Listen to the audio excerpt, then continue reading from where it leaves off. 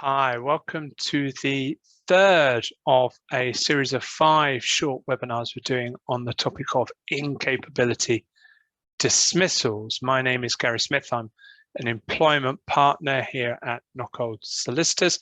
And in the first 2 of the webinars of this series, we looked at long-term ill health dismissals and dismissals for short-term persistent absences. In this third session, we're going to look at how that interlinks and crosses over with the law of disability discrimination, because the two very much sit side by side, albeit they are separate areas of the law. Now, first, it's worth considering, well, what is a disability? Well, within the Equality Act, a disability is defined much more widely than you might think, just or use it within your day-to-day lives. It is any physical or mental impairment that has a substantial impact on the individual's ability to do day-to-day things, such as going to work or getting in the shower or getting out of bed, and where that impairment has lasted or will last for 12 months or more. So this is a really wide definition, and you can see how it very closely interplays with dismissing for long-term ill health or for short-term persistent absences, where there's perhaps an underlying condition or disability that fits below that. Now, within the Equality Act, there is various different types of prohibited conduct. These are listed on the slide. So we've got direct discrimination, which is the one that everyone most readily recognizes, which is a person is dismissed because of their disability.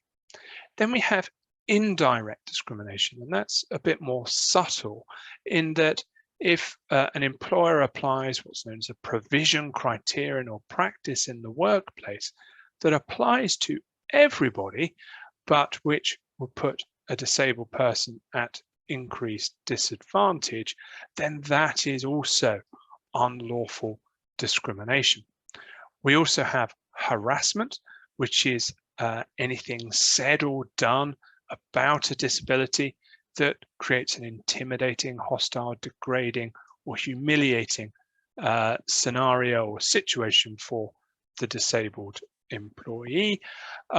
We also have victimization, so that would arise where somebody raises a complaint about disability discrimination and is then treated less favorably or is dismissed for having raised that complaint. Those 4 are prohibited conduct across a whole range of various protected characteristics such as sex and race and age. But then we also have some ones that are very specific to disability. So we have discrimination arising from disability. So it's not direct discrimination in the sense of you are dismissed for having a disability, but you are dismissed for having lots of absences, and the absences arise from your disability.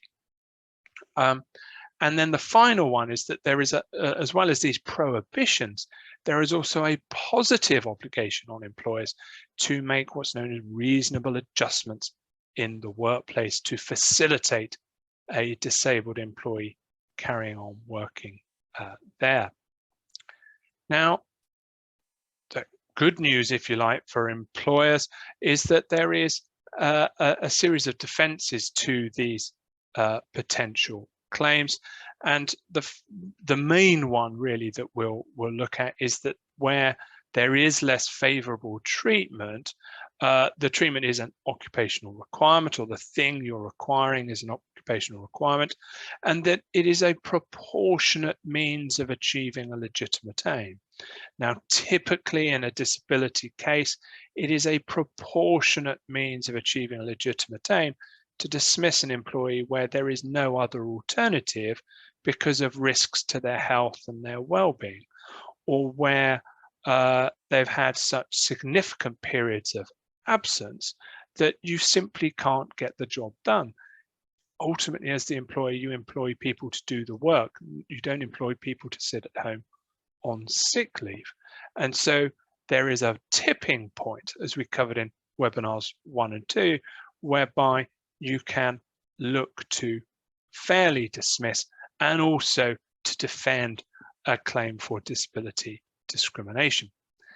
In the case of reasonable adjustments, the main defense to that is whether the reasonable adjustments are reasonable.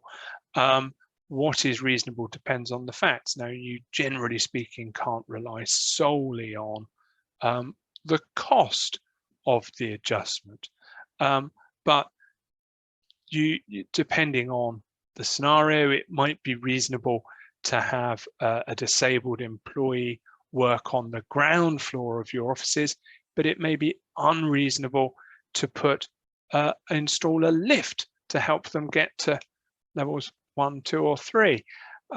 Again, what is reasonable depends on the circumstances, but you can look at that as a potential defense to any claim.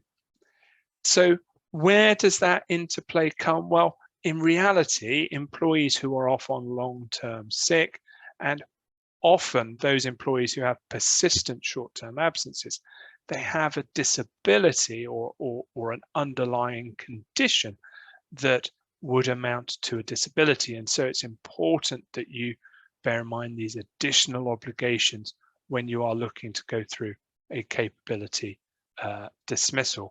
You need to make sure that you follow your process, that you get your medical information, and that you consult thoroughly with the employee. So I hope that has been of some interest. In terms of our next session, we're going to be looking at developing on within incapability and looking at poor performance and those employees who don't come up to standard. I hope you can join us. Thank you.